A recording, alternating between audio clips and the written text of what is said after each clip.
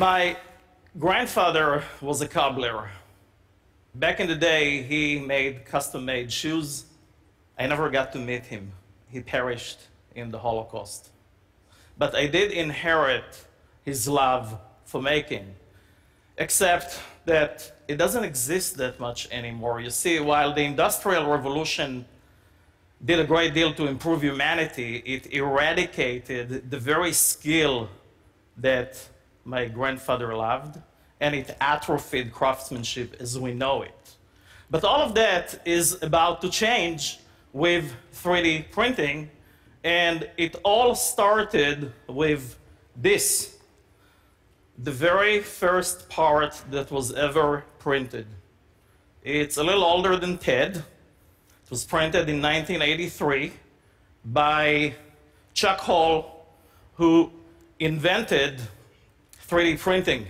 But the thing that I want to talk to you about today, the big idea that I want to discuss with you, is not that 3D printing is going to catapult us into the future, but rather that it's actually going to connect us with our heritage, and it's going to usher in a new era of localized, distributed manufacturing that is actually based on digital fabrication. So think about useful things. You all know your shoe size. How many of you know the size of the bridge of your nose or the distance between your temples? Anybody? Wouldn't it be awesome if you could, for the first time, get eyewear that actually fits you perfectly and doesn't require any hinge assembly, so chances are the hinges are not going to break. But the implications of 3D printing go well beyond the tips of our noses. When I met Amanda for the first time, she could already stand up and walk a little bit, even though she was paralyzed from the waist down.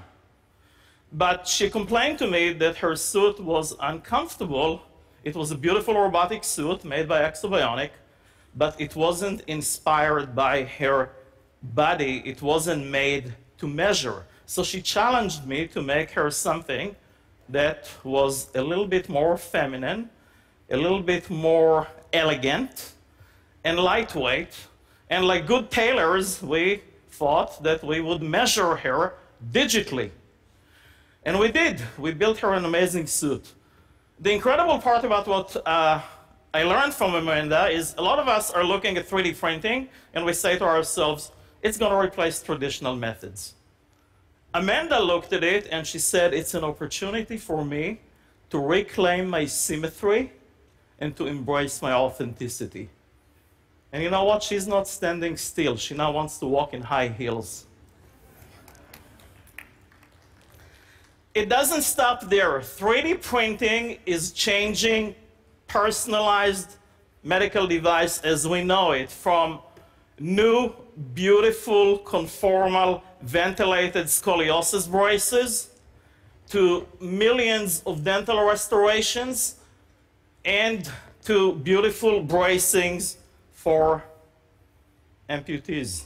Another opportunity to emotionally reconnect with your symmetry.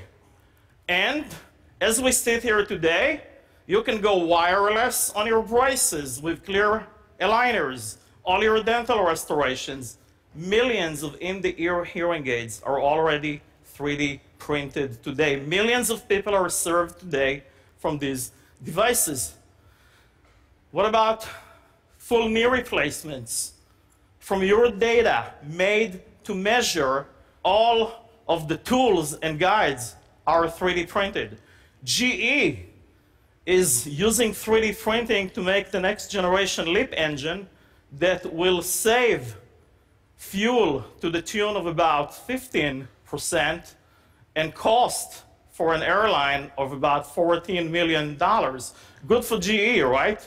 And their customers and the environment. But you know, the even better news is that this technology is no longer reserved for deep-pocketed corporations. Planetary Resources, a startup for space explorations, is going to put its first space probe later this year. It weighs a fraction of a NASA spaceship. It costs a fraction of its cost. and it's made with less than a dozen moving parts, and it's going to be out in space later this year. Google is taking on this very audacious project of making the block phone, the Aura. It's only possible because of the development of high-speed 3D printing that for the first time will make functional, usable modules that will go into it. A real moonshot powered by 3D printing. How about food? What if we could, for the first time, make incredible delectables like this beautiful TED Teddy here that is edible? What if we could completely change the experience like you see with that absinthe serving that is completely 3D printed? And what if we could begin to put ingredients and colors and flavors in every taste, which means not only delicious foods, but the promise of personalized nutrition around the corner? And that gets me to one of the biggest deals about 3D printing. With 3D printing, complexity is free. The printer doesn't care if it makes the most rudimentary shape or the most complex shape. And that is completely turning design and manufacturing on its head as we know it. Many people think that 3D printing will be the end of manufacturing as we know it. I think that it's the opportunity to put tomorrow's technology in the hands of youngsters that will create endless abundance of job opportunities. And with that, everybody can become an expert maker and an expert manufacturer. That will take new tools. Not everybody knows how to use CAD, so we're developing haptics, perceptual devices that will allow you to touch and feel your designs as if you play with digital clay. When you do things like that, and we also develop things that takes physical photographs that are instantly printable, it will make it easier to create content, but with all of the unimagined, we will also have the unintended, like democratized counterfeiting and ubiquitous illegal possession. So many people ask me, will we have a 3D printer in every home? I think it's the wrong question to ask. The right question to ask is, how will 3D printing change my life? Or in other words, what room in my house will 3D printing fit in? So everything that you see here has been 3D printed, including these shoes at the Amsterdam Fashion Show. Now, these are not my grandfather's shoes. You know, these are shoes that represents the continuation of his passion for hyperlocal manufacturing. My grandfather didn't get to see Nike printing cleats for the recent Super Bowl. And my father didn't get to see me standing in my hybridized 3D printed shoes. He passed away 3 years ago.